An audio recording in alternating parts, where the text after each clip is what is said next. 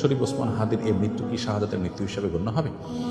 প্রিয় দর্শক, কোনো মানুষের মধ্যে যদি আল্লাহর সন্তুষ্টি লাভের আশায় মানুষের কল্যাণ সাধনা, ইনসাফ প্রতিষ্ঠা করা, মুসলিম মিল্লাতের চেতনা ধারণ করা এবং মানুষের অধিকার আদায় করার মানসিকতা থাকে এবং সেটার জন্য তিনি যদি লড়ে যান, সংগ্রাম করে যান,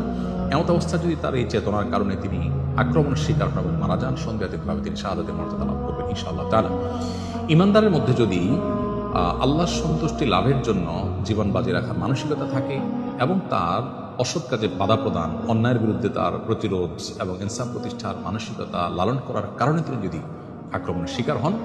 তাহলে সেক্ষেত্রে তিনি অবশ্যই শাহাদাতের মর্যাদা লাভ করবেন। সেই জায়গা থেকে শরীফ ওসমান হাদিকে আল্লাহ তাআলা শাহাদাতের মর্যাদা দান করুন, আমরা সেই দোয়া করি। আর এমনিতেই নবী সাল্লাল্লাহু আলাইহি ওয়াসাল্লাম বলেছেন, মান কুতিলা দুনা দামিহি শাহাদাতুহু শাহীদ, যে ব্যক্তি কারোর হাতে খুন হয়েছে, জীবন রক্ষা করতে গিয়ে তার জীবন খুন হয়েছে, অর্থাৎ সাধারণ ধস্তাধস্তিতে অথবা কোনো ডাকাতের হাতে মারা গেছে, সে শাহাদাতের মর্যাদা লাভ করেন। তাহলে সেক্ষেত্রে দ্বীনের কথা বা মুসলিম মিল্লাতের কথা বা মুসলিম চেতনার কথা বা ইনসাফের কথা বা মানুষের অধিকারের কথা যদি কেউ বলতে চান মুসলিম হয়ে এবং আল্লাহর কাছ থেকে যদি বিনিময়ে আশা করেন, তাহলে তিনি অবশ্যই শাহাদাতের মর্যাদা লাভ করবেন। অনেকে আছেন যারা বিপ্লবী মানসিকতা ধারণ করেন, তারা অন্যায়ের বিরুদ্ধে সংগ্রাম করেন, তাদের সে সংগ্রামকে আমরা অবশ্যই শ্রদ্ধা করব, কিন্তু তার মধ্যে যদি আল্লাহর প্রতি বিশ্বাস না থাকে অথবা তিনি যদি এই সংগ্রামটা করেন তার মানবিক চেতনা থেকে শুধুমাত্র, এর জন্য তিনি আল্লাহর কাছ থেকে কোনো বিনিময় আশা করেন না, আল্লাহর সন্তুষ্টি লাভের আশায় করেন না, কোরআন হাদিসের নির্দেশনার কারণে করেন না, তাহলে সেক্ষেত্রে তার এই আত্মত্যাগটা শাহাদাত হিসাবে বিবেচিত হবে না। শাহাদাত বিষয়টা আসলে নিয়তের সাথে সংশ্লিষ্ট বিষয়।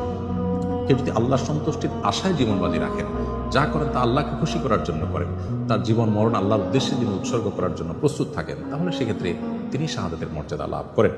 আমরা দোয়া করি শরীফ ওসমান হাদির সমস্ত ভুল ত্রুটি মাফ করে আল্লাহ তাআলা তাকে শাহাদাতের সর্বোচ্চ মাকাম দান করেন